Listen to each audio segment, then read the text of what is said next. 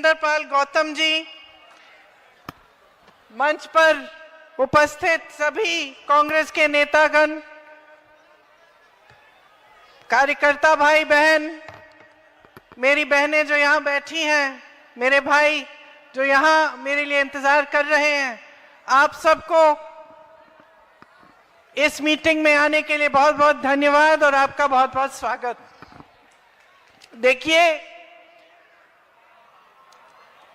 चुनाव चल रहे हैं, ये राजधानी है देश की, केंद्र है देश का, दुनिया के सबसे बड़े शहरों में से गिना जाता है। हर प्रदेश से पलायन करके यहां लोग आते हैं। मैं आज देख रही थी, अपने घर में 4 लोग काम करते हैं, एक इटावा के हैं, एक मध्य प्रदेश के हैं, एक गढ़वाली हैं, एक तमिलनाडु की हैं। तो मेरे ही एक घर में 4 जने हैं जो दूर से पलायन करके यहाँ दिल्ली आए हैं, इस आशा को लेकर, इस उम्मीद को लेकर के उनका भविष्य बनेगा। और उसी तरह से लाखों लोग यहाँ आए अलग अलग शहरों से, ये उम्मीद लेकर कि यहाँ हमें रोजगार मिलेगा, हमें मौका मिलेगा कि हम अपनी जिंदगी को मजबूत बनाएं। और जो यहाँ के सदियों से जो यहाँ के परिवार हैं, जो दिल्ली वाले हैं, जो दिल्ली में रह रहे हैं, उन्होंने दिल्ली का इतिहास देखा, ये देखा कि सदियों से ये देश का केंद्र रहा है, देश की राजधानी रही है। तो आपने इस देश के लिए एक तरह से एक मिसाल बने आप, ये शहर एक मिसाल बना।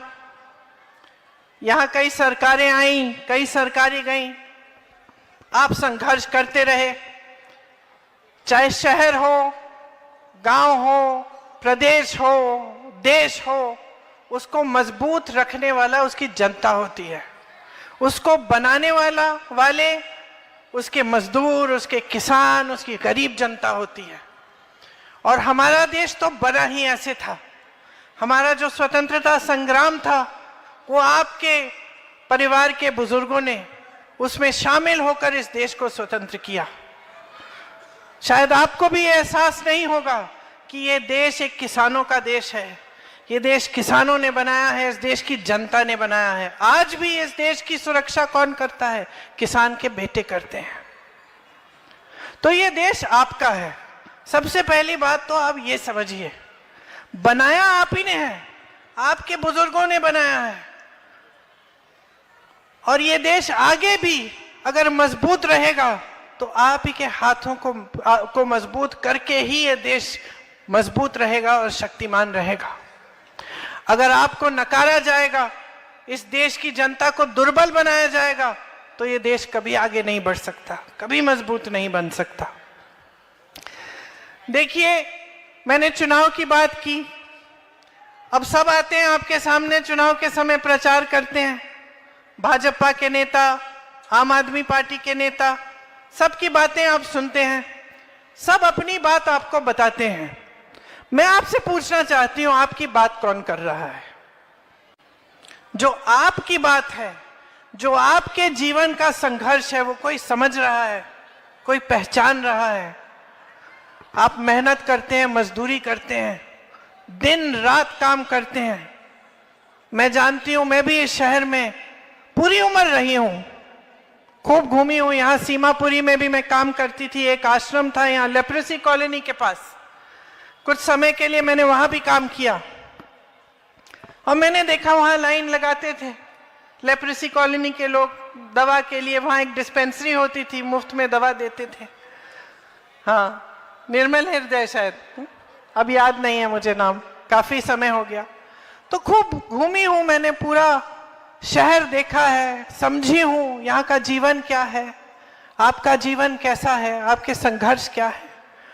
और आज मेरे ख्याल से बहुत बढ़ गए हैं आपके संघर्ष। आप दिन रात मेहनत करते हो, चाहे आप अपनी छोटी दुकान संभालते हो, या छोटा बिजनेस करते हो, या मजदूरी करते हो, या ओला, उबर या डिलीवरी में काम करते हो, या फिर किसी के घर में काम करते हो, बहुत मेहनत करते हो। मेहनत करने के बावजूद आज ये परिस्थितियां हैं कि चाहे परिवार के 2-3 सदस्य भी काम कर रहे हैं, फिर भी काफी नहीं है। फिर भी आप इतना कमा नहीं पा रहे हो कि आप सब संतुष्ट रहें और आप अपने जीवन को आगे बढ़ा पाए। हर चीज पर जीएसटी डाल रखी है सरकार ने, हर चीज महंगी हो गई है। मेरी बहनें, बच्चे सुबह उठते हैं, आप स्कूल के लिए तैयार करती हो, जो वर्दी पहन रहे हैं उस पे जीएसटी है, मोजे पहन रहे हैं उस पे जीएसटी है, जूते पहना रही हैं उस पे जीएसटी है, ये शॉल आप पहनी है इस पे जीएसटी है, आपकी साड़ी पे जीएसटी है, आपकी बिंदी पे जीएसटी है। आप बच्चे को स्कूल भेजते हैं, फीस भरना मुश्किल हो गया है, पुस्तकों पे जीएसटी है, पेंसिल पे, पेन पे जीएसटी है। तो हर तरफ से महंगाई महंगाई दिख रही है आपको। पेट्रोल डीजल महंगा, सब कुछ महंगा हो गया है। कल संसद में बजट की बात हुई, चर्चा हुई, महंगाई की एक बात नहीं की, एक बात नहीं की। 1 घंटे का भाषण दिया, सब टैक्स बढ़ाई, ये करेंगे वो करेंगे, महंगाई कैसे कम करेंगे, एक लफ्ज नहीं बोला उस पे। आपकी परिस्थिति क्या है और सरकार क्या कर रही है? आपने कहा कि राजीव गांधी जी आए थे जब यहां हैजा हुआ था, प्रधानमंत्री थे उस समय। 10 सालों से मोदी जी प्रधानमंत्री हैं, कभी आए हैं? कभी देखा है आपने अपनी आंखों से उनको? उस समय हैजा हुआ, आपके प्रधानमंत्री आ गए आपकी गलियों में। देखिए, कोई खास बात नहीं है। मेरे पिताजी हैं, अच्छा लगता है सुनकर कि आए, लेकिन खास बात नहीं है, गलतफहमी में मत रहो। प्रधानमंत्री का फर्ज है कि वो आए। वही प्रधानमंत्री राजीव गांधी, मेरे पिता, मैंने देखा गांव में जाते थे, डांट खाते थे महिलाओं से कि हमारी सड़क नहीं बनाई है आपने, बना दो 6 महीने में, हमने आपको 2 बार कह दिया है। डांट खाते थे, चुप रहते थे। मैं बच्ची थी, मैं सोचती थी कि अरे पिताजी को डांट रही है ये, तो मैं पूछा एक बार कि आप तो डांट खा रहे हैं, तो कहा हाँ, क्योंकि मैं तो इन्हीं की सेवा करता हूं, ये तो मेरा कर्तव्य है, ये सड़क बननी चाहिए। और मुझे समझाया, और पिताजी ने मुझे समझाया कि बेटी समझ लो कि ये देश लोकतंत्र है, यहाँ पे जनता सर्वोपरि होती है। हमारा काम है, हमारा कर्तव्य है, हमारा फर्ज है कि हम जनता के लिए काम करें। अगर हम काम नहीं करेंगे तो अगर जनता हमें डांटेगी तो ये सबसे अच्छी बात है। इसका मतलब है कि जनता जागरूक है, इसका मतलब है कि जनता समझ रही है कि उसका हक क्या है, उसका अधिकार है। आज डांट के देखो मोदी जी को, जेल में डाल देंगे। अरे उनकी गाड़ी के सामने खड़े हो जाओगे तो जेल में डाल देंगे। मैंने तो देखा है ना, यूपी में कुछ महिलाएं थी, शिक्षा मित्र थी, वो पढ़ाती थी बच्चों को, वेतन कम हो गया, वेतन के लिए वो प्रदर्शन कर रही थी, उनको पीटा, उनके हाथ तोड़े, उनकी टांगें तोड़ी, उन पे केस लगा दिए, देशद्रोही वाले केस, रासू का कानून वाले केस कि तुम देशद्रोही हो, क्यों? अपना हक मांग रही हो इसलिए। आज का ये जमाना है, लेकिन ये इस देश की फितरत नहीं है, मत भूलिए। ये देश कोई साधारण देश नहीं है। मैंने स्वतंत्रता संग्राम की बात की, कैसे हासिल हुई स्वतंत्रता हमें। सबसे बड़ा आंदोलन था इस दुनिया में और सबसे अनोखा आंदोलन था सत्याग्रह, मतलब सत्य पर आधारित आंदोलन था, समानता पर आधारित आंदोलन था, हिंसा नहीं थी इसमें हर देशवासी ने अपनी भूमिका जताई, सब शामिल हुए, हिंदू, मुसलमान, सिख, ईसाई, किसी भी जाति के हो, महिला हो, पुरुष हो, सब शामिल हुए, सब ने ये स्वतंत्रता हासिल की। उस समय ये मोदी जी की विचारधारा के लोग कहाँ थे? सब अंग्रेजों की खुशामद कर रहे थे। कोई चिट्ठी लिख रहा था जेल से, हमें छुड़वा दीजिए, हम आपकी जो आप कहेंगे हम करेंगे, आपके गुलाम हैं। कोई सहायता कर रहा था अंग्रेजों की, लड़ नहीं रहे थे आपकी आजादी के लिए, इसलिए ये समझ नहीं पाए रहे हैं।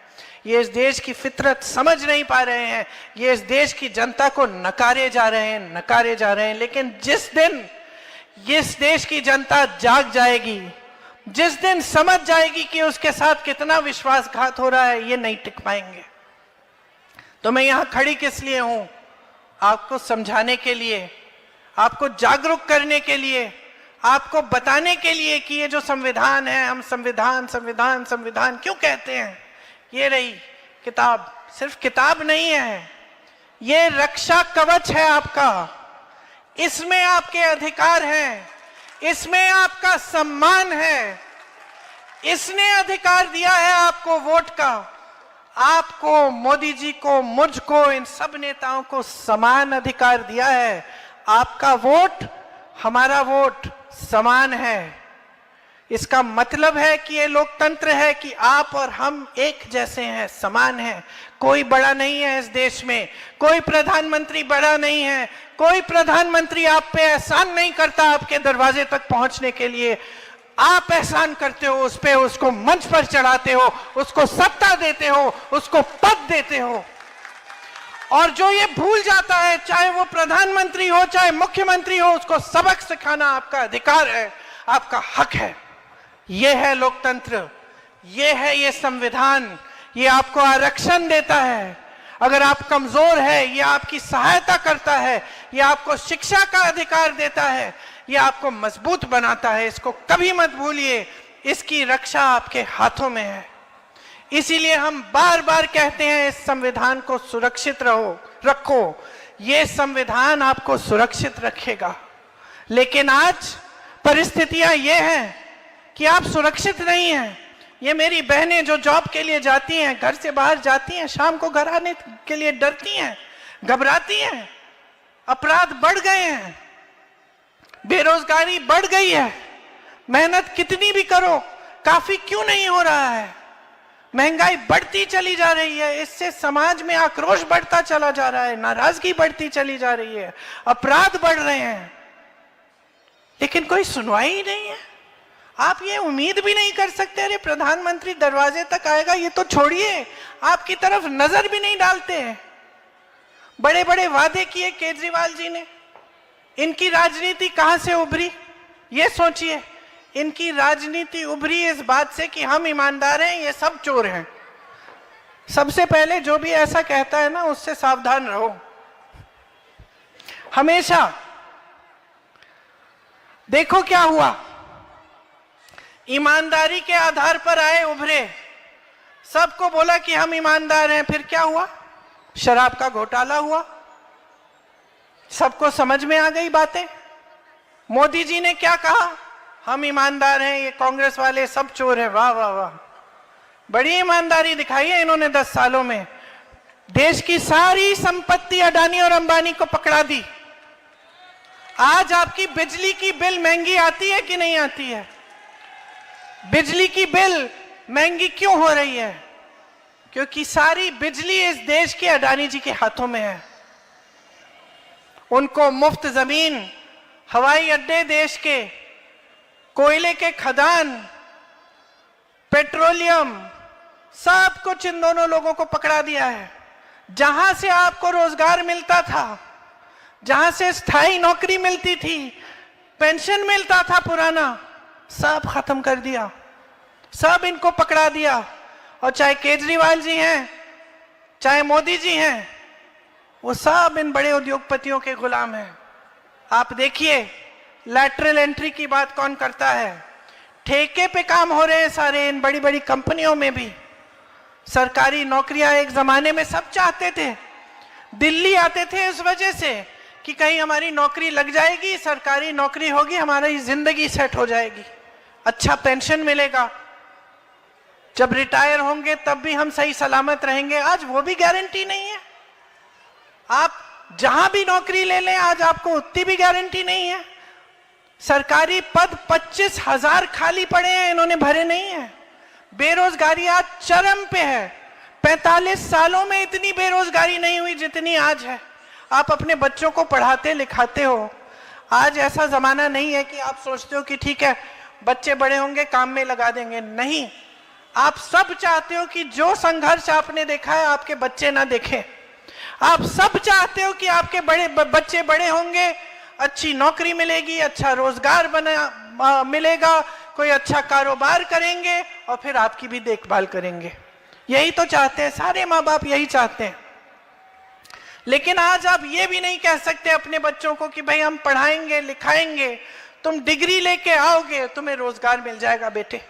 इतना भी नहीं कह सकते आप। ये भी गारंटी नहीं है, क्योंकि सारे रोजगार के साधन बंद कर दिए हैं। यहाँ छोटी छोटी दुकानें हैं, छोटे बिजनेस हैं, आप मेहनत से बनाते हो, आज आप कमा कितना रहे हो? सारे पैसे जीएसटी में जा रहे हैं। महंगाई इतनी है कि आप कोई भी कारोबार करें, सामान खरीदने के लिए आपको इतना देना पड़ता है, आप कैसे मुनाफा करेंगे? ये लोग ऐसी स्कीमें लाते हैं, कभी कह देते हैं नोटबंदी, लाइन में खड़े हो जाओ, देशभक्ति दिखाओ अपनी।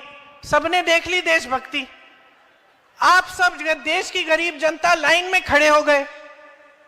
कहां से कहां गए वो काला धन? कहां गया? आया वापस? नहीं आया। 10 साल ऐसे ही निकल गए, कोई फिजूल की स्कीम, कभी जीएसटी, कभी नोटबंदी, कभी कुछ। कोरोना हुआ, हमने हैजा की बात की, कोरोना हुआ, लाशें सड़क पे थी, अस्पताल में बेड नहीं मिल रहे थे, लोग ऑक्सीजन के लिए रो रहे थे, मर रहे थे। मोदी जी कहां थे? दुनिया भर घूम आए, अमेरिका गए, जापान गए, अफ्रीका गए, सब जगह गए, जहां आप नाम लो वहां पहुंच गए। लेकिन यहां सीमापुरी तो नहीं आए होंगे। सीमापुरी छोड़िए, अपने घर से निकलकर जो सामने वाली कॉलोनी है उसमें नहीं गए होंगे, उस समय भी जब देश संकट में था। आज मेरी बहनें इतनी मेहनत करती हैं, आप बाहर अगर काम करती हैं, घर आती हैं तो आपको घर भी संभालना पड़ता है। ये मत समझिए कि कोई समझ नहीं रहा है, ये बात हम समझते हैं कि सबसे ज्यादा जो महंगाई और जो समाज का बोझ है वो मेरी बहनों के कंधों पर है। आप कितना भी काम करें, घर आकर और काम करेंगी, रसोई में खाना पकाएंगी, सफाई करेंगी, देखेंगी कि सब परिवार के सब सदस्य ठीक ठाक हैं। जब वो सो जाएंगे तभी आप सोएंगी। ये हर परिवार में ऐसा ही है, ये हमारा समाज ऐसा है कि हम बोझ उठाते हैं। लेकिन कौन समझ रहा है आपका बोझ, आपका दर्द? कौन समझ रहा है कि आप कुछ भी करें, किस तरह से अपने बच्चे को पालते हैं? बच्चा बीमार पड़ता है, हॉस्पिटल ले जाना पड़ता है, घबराहट होती है। प्राइवेट में ले जाएंगे, इतने पैसे लगेंगे, आएंगे कहां से? सरकारी अस्पताल में लाइन में खड़े रहेंगे, कुछ मिलेगा नहीं। त्योहार आता है, घबराहट होती है, घर में लिपाई पुताई करनी है, मेहमान आएंगे, क्या मुंह दिखाएंगे? कुछ तो बनाना पड़ेगा, पैसे इकट्ठे करो उसके लिए। बच्चा कहता है मुझे ये इम्तिहान देना है, परीक्षा देनी है जॉब के लिए, पाठशाला में कुछ पढ़ाया नहीं जा रहा है ठीक ढंग से, आप सोचते हो चलो ट्यूशन लगा देंगे। ट्यूशन की फीस कितनी है, उसके लिए लोन लेना पड़ता है।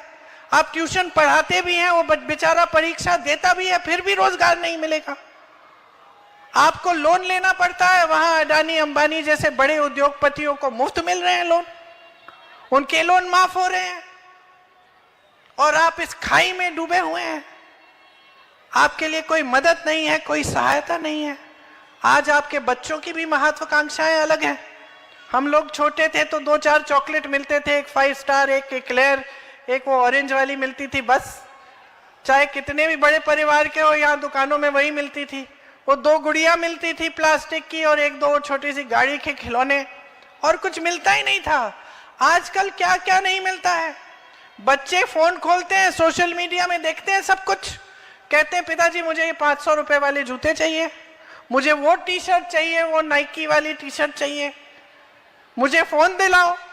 मेरे सारे दोस्तों के पास फोन है, तो उनकी भी महत्वाकांक्षाएं बढ़ी हैं, और ये अच्छी बात है। अच्छी बात है, क्योंकि तभी थोड़ा मेहनत करने की कोशिश करेंगे, आगे बढ़ेंगे। लेकिन अच्छी बात होने के साथ साथ एक मुसीबत भी है, क्योंकि अब महंगाई इतनी है, समस्याएं इतनी है, संघर्ष इतना है कि ये चीजें दिलवाना भी मुश्किल हो गया है। अब आप जितना भी काम करें, अगर आपको बच्चे को फोन देना है, आपको भी बुरा लगता है कि मना कैसे करें, लेकिन आएगा कहां से, दोगे कहां से?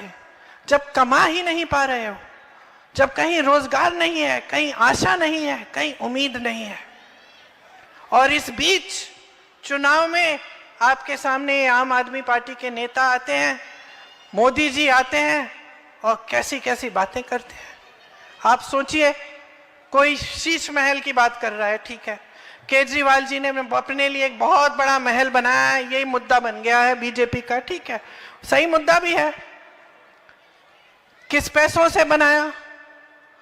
वहां आम आदमी पार्टी वाले कहते हैं कि मोदी जी अपने लिए राजमहल बना रहे हैं, ये भी सही है।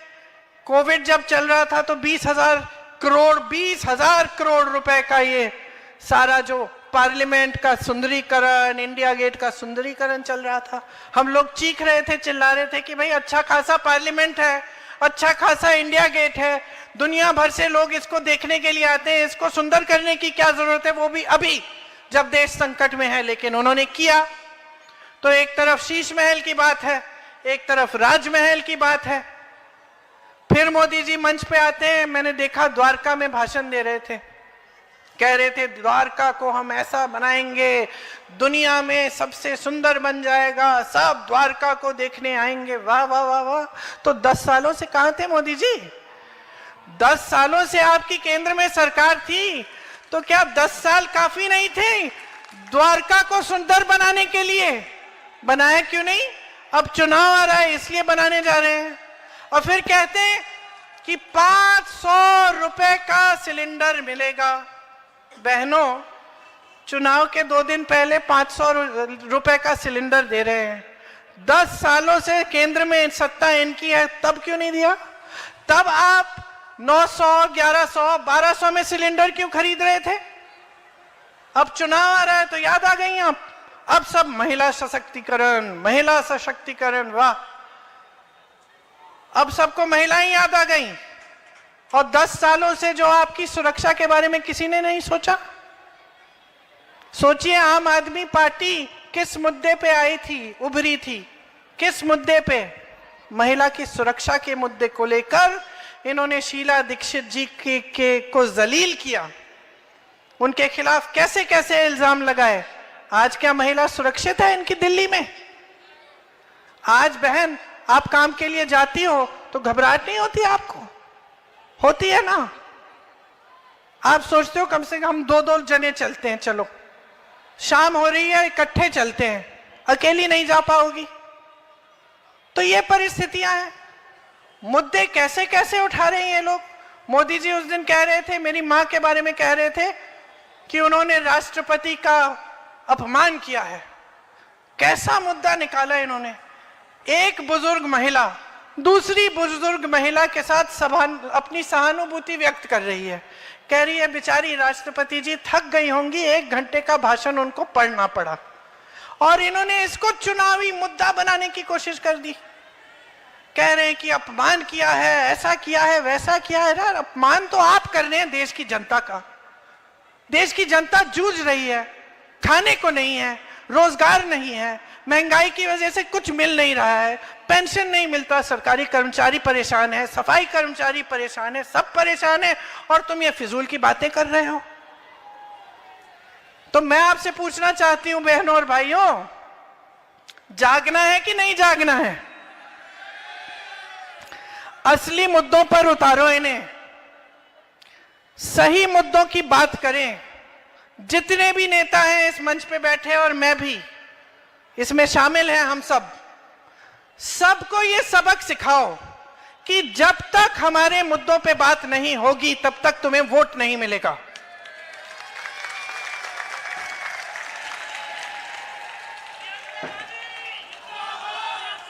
और जागरूक बनो, हल्के में मत लो ये बातें। यहां आए हो, बैठे हो, मेरी बातों को सुन रहे हो, तो जागरूक बनो, समझो कि इनकी राजनीति क्या है, क्या हो रहा है आज इस देश में। मैंने अडानी जी, अंबानी जी की बात की, इससे आपका क्या असर, आप पे क्या असर हो रहा है, समझ रहे हैं आप? जब देश की संपत्ति सारी 2-3 बड़े बड़े उद्योगपतियों को दी जा रही है, तो किसकी संपत्ति है? मोदी जी की है? केजरीवाल जी की है? किसकी है? आपकी संपत्ति है, आपकी संपत्ति है। कैसे? जो स्कीम्स बनती हैं आपके लिए, जो आपके लिए सरकार करती है। इंदिरा जी ने अगर ये घर बनवाए, किन पैसों से बनवाए? अपनी जेब से तो नहीं निकाले उन्होंने पैसे। और मैं अक्सर अपने नेताओं को भी कहती हूं कि ऐसे मत कहिए कि इंदिरा जी ने दिया नहीं, ये जनता का है। इंदिरा जी ने अपना कर्तव्य निभाया। इंदिरा जी समझी कि ये जनता का है, ये जनता के पैसे हैं, इनसे जनता के लिए घर बनेंगे, इनसे नालियां साफ होंगी, इनसे सड़कें बनेंगी, इनसे पार्क बनेंगे। जो नेता ये समझता है वही सही नेता है, वही असली नेता है। और इनको समझाना, याद दिलाना आपका काम है। सब नेताओं को समझना चाहिए, अगर आज केजरीवाल जी 450 करोड़ रुपए अपने प्रचार में, अपने चेहरे को चमकाने के लिए मीडिया में खर्च कर रहे हैं, तो ये किसके पैसे हैं? आपके पैसे हैं। अगर मोदी जी हजारों करोड़ों रुपए का प्रचार कर रहे हैं, तो किसके पैसे से कर रहे हैं? वो तो कहते हैं ना, झोला लेके चले जाएंगे। आ गया टाइम, आ गया टाइम, सही कह रहे हैं आप, आस्ते आस्ते आएगा। लेकिन उनके पैसे नहीं है जो खर्च रहे हैं प्रचार पे, ये आपके पैसे हैं। ये वही पैसे कि जब कर्मचारी कहता है मुझे पुराना पेंशन दो, सरकार कहती है पैसे नहीं है। जब किसान कहता है कि मेरे कर्ज माफ करो, सरकार कहती है कि पैसे नहीं है। जब आप कहते हैं कि मुझे बिजली 200-300 यूनिट फ्री दो, कहते हैं सरकार के पास पैसे नहीं है। ये वही पैसे हैं जो इन फिजूल के खर्चों में जा रहे हैं। ये सारी बड़ी बड़ी होर्डिंग जो आप देखते हैं, आप जब अखबार में देखते हैं ना बड़ा इतना पन्ना, तो क्या लगता है आपको 10-10 रुपए का होगा? लाखों रुपए का, करोड़ों रुपए का एक इश्तेहार होता है एक अखबार में। अगली बार अखबार खोलोगे, कितने का होता है लिलोटिया जी? कितने का होता है एक बड़ा अखबार का जो पन्ना होता है? 15 लाख रुपए से कम नहीं होता है एक अखबार का पन्ना, एक अखबार में। अब आप सोचो, मोदी जी का चेहरा इस देश के हर अखबार में हर 2 दिन निकलता है, छपता है इतना बड़ा बड़ा कि हम ये कर रहे हैं, वो कर रहे हैं, करते कुछ नहीं है, लेकिन आपके पैसे जरूर खर्चते हैं। मैं तो कहती हूँ एक बड़ा इश्तिहार बना दो, ये आपके पैसों से लगाया है मैंने, हिम्मत है तो लगाए, अपने चेहरे के नीचे लिख लें, देश की जनता धन्यवाद, ये आपके पैसे मैंने खर्चे हैं। क्योंकि आपके लिए तो खर्च नहीं रहे हैं, और जहां कर सकते हैं वो आपको कमजोर करने का काम कर रहे हैं। आरक्षण कमजोर कर रहे हैं, संविधान को कमजोर कर रहे हैं, अर्थव्यवस्था को कमजोर कर रहे हैं। रुपया देखो किस तरह से गिर रहा है, कमजोर हो रहा है। आपकी ईएमआई महंगी हो रही है, बढ़ती चली जा रही है। तो इन्होंने बहानेबाजी के अलावा किया क्या है? मोदी जी को मिल गए पंडित नेहरू। जो गलत है, जो ठीक नहीं है, जो कर नहीं पा रहे हो, नेहरू जी की वजह से। नेहरू जी ने ऐसे किया, वैसे किया। केजरीवाल जी को मिल गए मोदी जी। अरे हम तो सत्ता में हैं लेकिन मोदी जी करने नहीं देते। तो इन दोनों को बहाना मिल गया है। अच्छा, और है एक समान, दोनों एक जैसे हैं। चेहरा चमकाना, ईमानदारी की रट लगानी, काम कुछ नहीं करना, देश की जो संपत्ति है वो बड़े बड़े उद्योगपतियों को देकर और उन पर अपने प्रचार पे खर्च करना। फर्क क्या है इन दोनों में? आप देखिए, यहां जब शीला जी की सरकार थी तो कितना काम किया। यहाँ की सड़कें बनाई, फ्लाईओवर बनाए, सिग्नेचर ब्रिज बनाया, बसों में सीएनजी डाली। आज कितना प्रदूषण है। आज बच्चे तमाम नेबुलाइजर ले रहे हैं, सांस नहीं ले पा रहे हैं, स्कूल बंद हो जाते हैं। हमारे जमाने में स्कूल जब बंद होता था तो छुट्टी मनाते थे।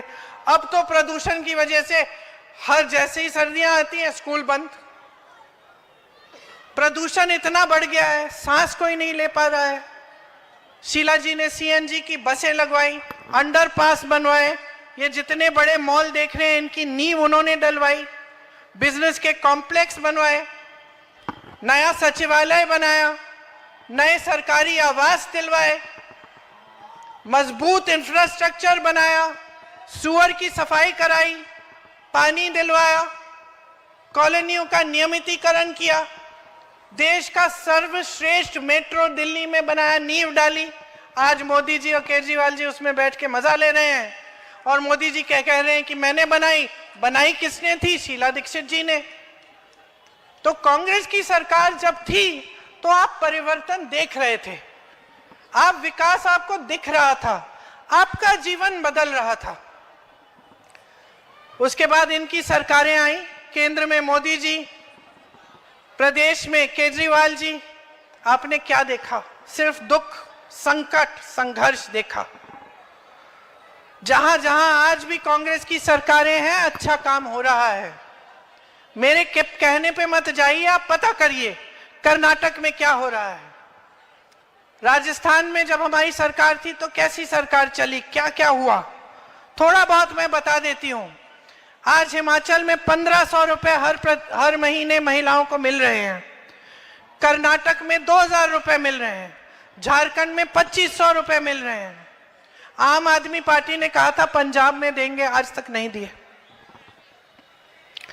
कर्नाटक, तेलंगाना और झारखंड में 200 यूनिट बिजली आज के दिन फ्री में मिल रही है। महिलाओं की बस यात्रा पूरे प्रदेश में मुफ्त में हो रही है। कर्नाटक में,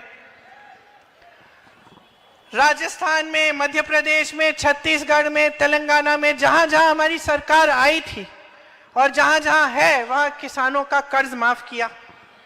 तेलंगाना में 10 लाख रुपए तक मुफ्त इलाज हो रहा है। हिमाचल प्रदेश में कैंसर के मरीजों के लिए मुफ्त इलाज होता है। जो बुजुर्ग होते हैं उनके घर में इलाज हो रहा है, सरकार करा रही है। राजस्थान में 25 लाख तक का इलाज मुफ्त में हो रहा था। मैं मिली हूं ऐसे लोगों से जिनका हार्ट, जिनकी कैंसर का सारा ट्रीटमेंट मुफ्त में हुआ। मुझे खुशी हुई, मुझे गर्व हुआ कि हमारी सरकारें इतना अच्छा काम कर रही हैं, समझ गई हैं कि उनका कर्तव्य क्या है। राजस्थान में पहली बार जो ओला, उबर जैसे जो काम करते हैं डिलीवरी वाले, उनके लिए एक खास बिल, एक खास विधायक लाए। तेलंगाना में 10 लाख रुपए का बीमा मिलता है डिलीवरी वालों को। कर्नाटक में 4 लाख का बीमा मिलता है। गैस सिलेंडर 500 रुपए में फ्री में, 500 रुपए में तेलंगाना में मिल रहा है आज के दिन। हिमाचल, राजस्थान और छत्तीसगढ़ में पुराना पेंशन लागू है आज के दिन। गरीबों को घर बनाने के लिए कर्नाटका की सरकार 3.5 लाख की मदद दे रही है। हिमाचल प्रदेश में 7 लाख की मदद मिल रही है। तेलंगाना में कांग्रेस की सरकार 5 लाख की मदद दे रही है। और यहां क्या हो रहा है? यहां आपकी गलियां मैल से भरी हुई हैं। यहां पे बड़े बड़े कूड़े के पहाड़ बनाए हुए हैं। गलियों में गंदगी है, नालों में गंदगी है, चल नहीं रहा है पानी, हवा में जहर घुली हुई है। ट्रैफिक इतना है कि यहां से वहां जाना मुश्किल है, कहीं गाड़ी लग जाएगी। लोग नाराज हैं, परेशान हैं, लड़ाई करेंगे, लड़ पड़ेंगे आपसे। हर तरफ संकट है। बाहरी दिल्ली की तो ये हालत बना दी है कि कोई पूछता ही नहीं है कि क्या हो रहा है, कोई विकास का काम नहीं हो रहा है। और एक खेल चल रहा है इन नेताओं के बीच में, मोदी जी और केजरीवाल के बीच में। मैं अच्छा, तू बुरा, मैं ईमानदार, तू चोर। और इसी खेल में आपका ध्यान भटकाना चाहते हैं। आपकी जो बातें हैं, आपकी जो जरूरतें हैं, आपकी जो परेशानियां हैं, आपकी जो समस्याएं हैं, उनके बारे में कोई बात नहीं कर रहा है। कांग्रेस पार्टी आपको गारंटी दे रही है। किस आधार पर दे रही है? कि हम अलग अलग प्रदेशों में जहां हमारी सरकार है, हम उसको करके दिखा रहे हैं। आप खुद जानकारी लीजिए। प्यारी दीदी योजना यहाँ पे हम देना चाहते हैं आपको। महिलाओं को हर महीने 2500 रुपए देंगे। जीवन रक्षा योजना 25 लाख तक मुफ्त इलाज होगा, जैसे राजस्थान में कराया था। युवा उड़ान योजना, जिसमें युवाओं के लिए एक अप्रेंटिसशिप की स्कीम आएगी। 1 साल के लिए आप अपने हुनर को बनाएंगे, आपको सिखाया जाएगा, आपको जॉब में लगाया जाएगा, आपके लिए 8,500 रुपए प्रति माह आपको मिलेंगे। 1 साल के बाद आपका हुनर बनेगा, आप काबिल बन जाएंगे कि आप अपना कारोबार शुरू करें, अपना कोई बिजनेस करें, अपनी कोई कहीं पे नौकरी लग जाएगी आपकी। 300 यूनिट बिजली मुफ्त में मिलेगी। महंगाई से मुक्ति योजना में 500 का आपको सिलेंडर मिलेगा और राशन का किट आपको मुफ्त में मिलेगा। और खास पूर्वांचलियों के लिए एक खास बजट बनेगी जिसमें आपके लिए खास योजनाएं लाएंगे। तो ये सब हम करना चाहते हैं और हम अन्य प्रदेशों में करके दिखा रहे हैं। मैं सिर्फ आपको जागरूक करने के लिए आई हूं। यहां आपने नाम लिया संतोष कोहली जी का, आज हम उनको श्रद्धांजलि दे रहे हैं। एक युवा महिला थी, संघर्ष किया, लड़ी, आपके लिए लड़ी। इसी तरह से आप इनसे सीखो और अपने लिए लड़ना सीखो। और सबसे बड़ी चीज इस लड़ाई में क्या है? आपकी जागरूकता है। इस लोकतंत्र को क्या बचाएगा? आपकी जागरूकता बचाएगी। आप मजबूत बनोगे, जानकारी लोगे, सवाल उठाओगे, प्रश्न करोगे नेताओं से, तभी ये देश मजबूत रहेगा, तभी ये देश बुलंद रहेगा। तो मैं आपसे आग्रह करने आई हूं कि 5 तारीख को चुनाव है, सबकी जानकारी लो, जागरूक बनो और ऐसे अपना वोट दो जिससे आपकी ही भलाई हो। लिलोटिया जी आपके लिए काम करेंगे, आपकी समस्याओं को समझते हैं, अपने कर्तव्य को समझते हैं, अपनी जिम्मेदारी को समझते हैं। इनके हाथ मजबूत करिए, भारी से भारी बहुमत से इनको जिताइए, कांग्रेस की सरकार दोबारा दिल्ली में लाइए ताकि आपका भविष्य बदले, आपकी दिल्ली बदले। इस दिल्ली को जिस पर हम सबको गर्व है, इस दिल्ली को आप बचाइए इन लोगों से, इस गलत राजनीति से। आप सबको बहुत बहुत धन्यवाद, बहुत ध्यान से मेरी बातें सुनी है। जय हिंद। बहुत बहुत धन्यवाद।